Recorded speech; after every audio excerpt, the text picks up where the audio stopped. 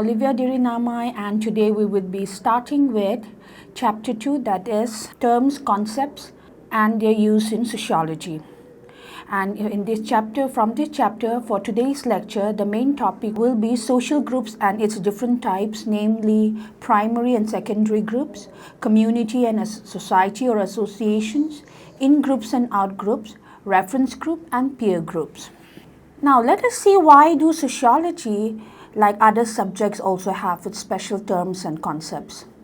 We use very often certain words like society, community, associations, folkways, mores, customs, etc. in our study of society. These are not merely words, they are concepts which has precise meaning. They carry precise meaning. Now let us first see what is meant by concepts. A concept is a general idea or understanding of something which means the same thing to all those familiar with it. For example, let's take the example of a car. A car is a concept which signifies a vehicle of a particular kind. Once we are familiar with the concept of a car, we do not always have to see it physically in order to know what someone means by it. Meaning, even if we don't see exactly what a car is, when somebody says, I have a car, or I own a car, or that is a nice car, we know what he or what that person is referring to. So, every science has its own concepts. These concepts help a student of that particular science to understand it more clearly and accurately. For example, the concept of inertia in physics has a specific meaning and will mean the same thing at all times to all the students of physics. Likewise, sociology too has a large number of concepts which are similarly understood by all sociologists and its students. So this chapter will introduce you to some important sociological concepts. Now, many of these concepts are expressed in words or terms which are of daily use. For example, we may feel that since we live in families and societies, we know all about families and societies. Now, this would be equating sociological knowledge with common sense knowledge or naturalistic explanation, as we have done in Chapter 1. We have done how common sense knowledge is different from sociological knowledge in Chapter 1. Now, everybody lives in a family or in a society. So when a student comes to study sociology, they think that they know what is a family or a society. But what they know so far is common sense knowledge. So in order to know what a family or society meant sociologically, they first have to know about its concept. Therefore, it is very necessary to be careful with the sociological usage, because in sociology, these terms are used in special sense, meaning they are different from their common uses. Therefore, students of sociology should have a clear vision and correct understanding of its basic terms. They should not confuse it, or they should not use it as a non-sociologist or as a layman would use it. Now, let us see what is a social group in sociology. The concept of group is central to sociology. Generally speaking, we regard any gathering or collection of two or more people to be a group. For example, a group of people waiting at a bus stop or a railway station or in the airport or a cinema audience. People, those who have come to watch a cinema in the cinema hall, we may consider that as a group. But sociologically, they are not groups. They are just aggregates, or they are termed as quasi-group, meaning they are simply a collection of people who are in the same place at the same time but share no definite connection with one another, meaning they are not aware of each other. They don't interact with each other. They don't have a common goal or common interest. They just happen to be at the same place at the same time. So for sociology to be a social group, a group needs to have the following features or characteristics. Let's see what are those features or characteristics. Requirements of two or more individuals. It is the basic prerequisite of a group. The group may vary in size from 2 members to several hundreds or more. But social group means it has to have more than 2 members.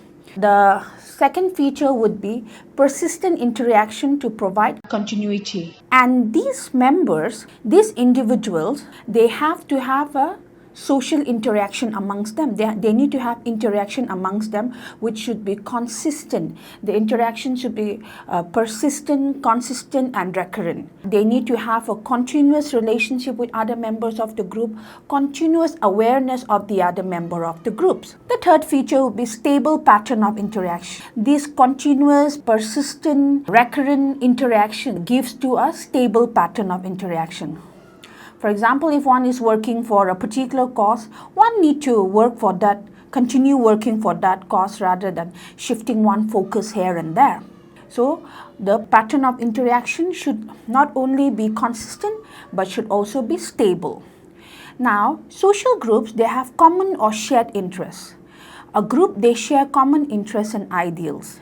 In fact, they not only join groups but also form groups for the realization of their common objectives or goals or interests. Now, the forms of the groups differs depending upon the interests or their goals. For example, political groups is different, religious groups is different, economic groups is different based on their different goals or interests.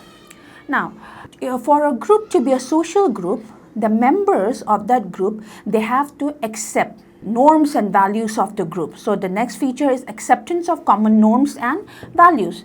Every group has its own rules and norms and regulations which the members are supposed to follow. These norms may be in the form of customs or traditions, maybe laws which may be written or unwritten. So people need to be aware, people need to accept and follow the norms and values of the group. Now, groups are dynamic, meaning they are not static. The group keeps on changing. They are not static. They are subject to change, whether slow or rapid.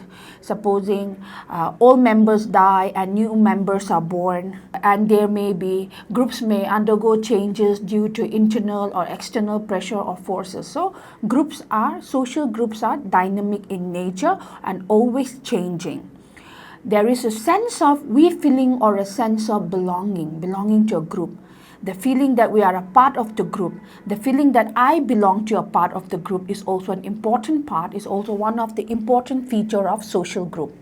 We feelings refer, what is this we feeling? We feeling, it refers to the tendency on the part of the members to identify themselves with a group. That I belong to this group. I'm a member of this group. That feeling of belonging to a particular group. This we feeling, it represents group unity and cooperation amongst members. Now, the last feature would be a social group has a definable or a definite structure. This defined structure keeps the group member together as a unit. This structure is based on the roles, responsibilities, and position held by its member. Example, let's see the relationship between that of a parent and a children in a family. Parents have a definite role to play in the family, responsibility and position. Likewise, the children also. It is the responsibility, it is the duty of the parents within the family to take care of the needs of the children, and it is the duty and responsibility of the children to obey and listen to their parents. So it has every social group has a definite structure which keep the social member as a unit. Thus, from its features, we can say that, from discussion of its features, we can say that social groups refers to a collection of continuously interacting individuals or persons who share common interests, culture, values and norms within a given society. Now, let's see the different types of groups. Different sociologists and social anthropologists, they have categorized groups into different types on the basis of different criteria. So let's see some of those groups. The first, let's look into what is primary and secondary groups. Charles Horton Cooley has introduced the term primary in his book Social Organization. The term primary group was coined or introduced by Charles Horton Cooley. This classification of groups into primary and secondary, they are made on the basis of the nature and character of social interactions. Let us see how the difference or similarity between these primary and secondary groups. Now, these primary groups are usually small in size. They are localized or limited to a definite area. Example, we can take the example of the village. There are members or villagers or members living in the people living in the village. They can be termed as primary groups, and they have a definite area, that is the village.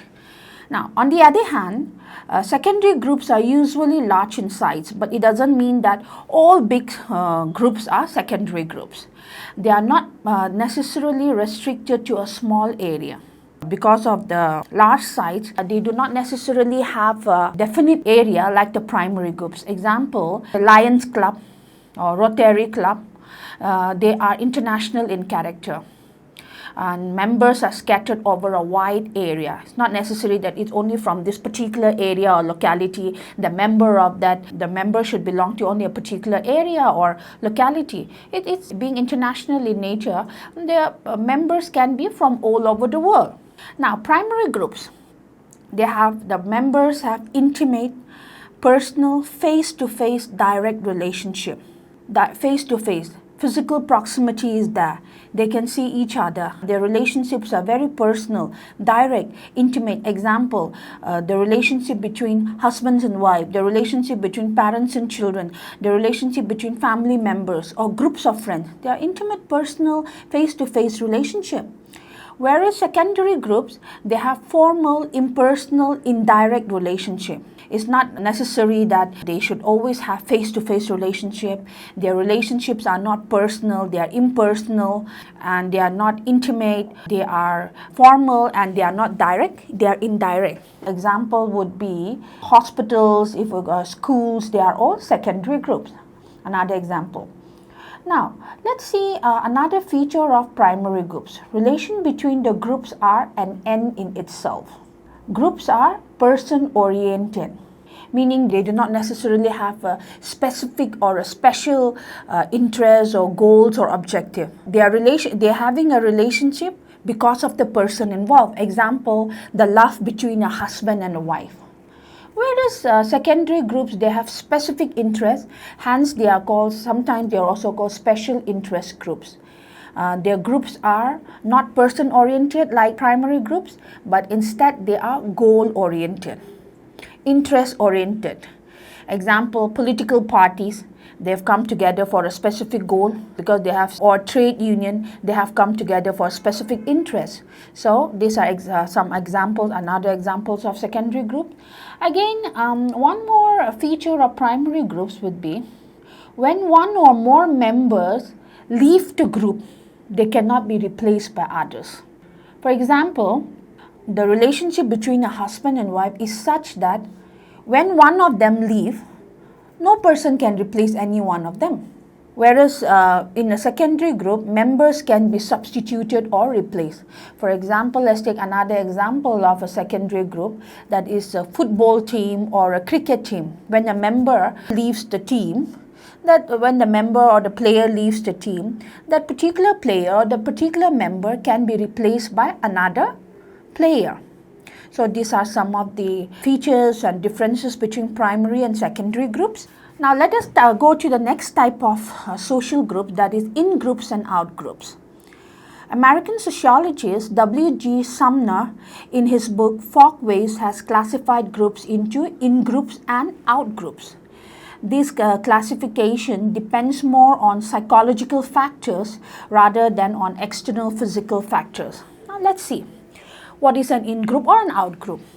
The group which an individual belongs to or feels that he or she belongs to is an in-group, and the rest of the other group to which he or she does not belong are called out-groups.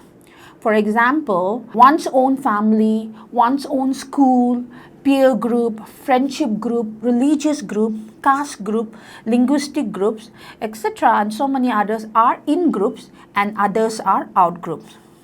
Members, they tend to regard their own group, that is the in group, as being something special, something dependable, trustworthy, as a group that is intimate and somebody who's helpful, and so on. On the other hand, they will view the members of the out group as somebody who's not worthy, as somebody who's not dependable. In short, they will view the members of an out group with hostility. Members also have certain expectation from their in-group. Example, they tend to expect recognition, loyalty, and helpfulness from in-group members, from the fellow members in the of the in-group, whereas usually, generally, from out-group members, what they expect would be hostility, competition, and sometimes even total indifference to them. That is what they expect from members of an out-group. And as far as in-groups are concerned, they play an important role in uniting the members of the group against a common danger, which is the danger may be real or imagined, posed by the out-groups. Now, let's go to another types of social groups, community and society or association. In order to know what this is, let's go to the difference now. Community, it refers to human relationships that are personal, intimate, and enduring, meaning stable. It refers, whereas society or association, they are normally clubbed together, and then they are refers to human relationship that are impersonal, superficial, and transitory. In a community, the person involvement is total, almost total, and relationships are close-knit, like relationships or involvement of the person in the family or relationship between real friends. Whereas society or association, the involvement or the involvement of an individual is rational, for certain reason, calculating. They calculate what will I gain, what will I not gain, and purpose-oriented. They join the society or association for a particular purpose or particular interest. For example, factories, industries, and so on, they are all society or association.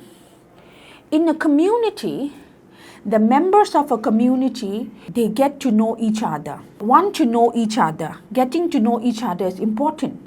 But whereas in a society or association, members, they come together to make a contract or an agreement. Community always denotes a definite locality or geographical area.